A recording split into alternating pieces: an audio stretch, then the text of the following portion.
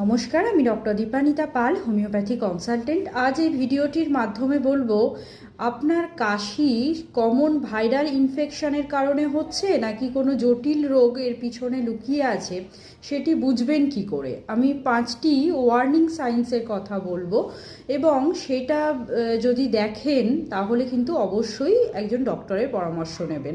প্রথমেই বলছি, আপনাদের কাশিটা যদি 3 সপ্তাহের বেশি স্টে করে সেক্ষেত্রে অবশ্যই আপনারা ডক্টরের কনসালটেশন নেবেন।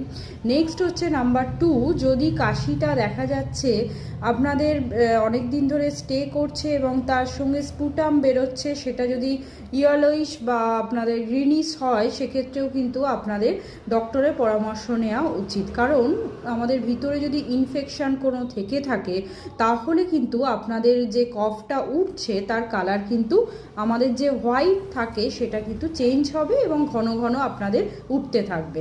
নাম্বার 3 হচ্ছে, যদি আপনাদের কাশির সঙ্গে রক্ত বের হয় এবং সেই রক্তটা বারবারই বের হচ্ছে তাহলে অবশ্যই এটা একটা এমার্জেন্সি কন্ডিশন, আপনারা অবশ্যই একজন ডক্টরের পরামর্শ নেবেন।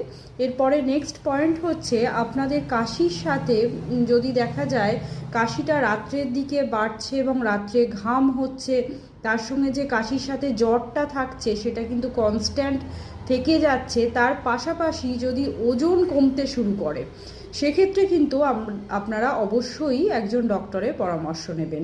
এরপরে নেক্সট পয়েন্ট, কাশির সাথে যদি আপনাদের বুকের ব্যথা হয় তাহলে কিন্তু অবশ্যই একজন ডক্টরের পরামর্শ নেবেন।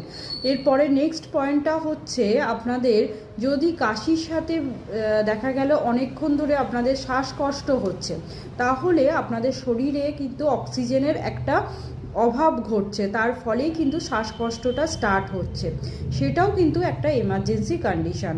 অবশ্যই এই সমস্ত যে ওয়ার্নিং সাইন্সগুলো বললাম যদি আপনারা দেখেন তাহলে অবশ্যই কিন্তু একজন ডক্টরের পরামর্শ নেবেন। নমস্কার, সবাই ভালো থাকবেন এবং সুস্থ থাকবেন। আশা করি ভিডিওটি হেল্পফুল হবে। যদি হেল্পফুল হয়ে থাকে অবশ্যই চ্যানেলটিকে সাবস্ক্রাইব করবেন এবং ফেসবুক থেকে যারা দেখছেন অবশ্যই ফলো করে রাখবেন। ভালো থাকবেন।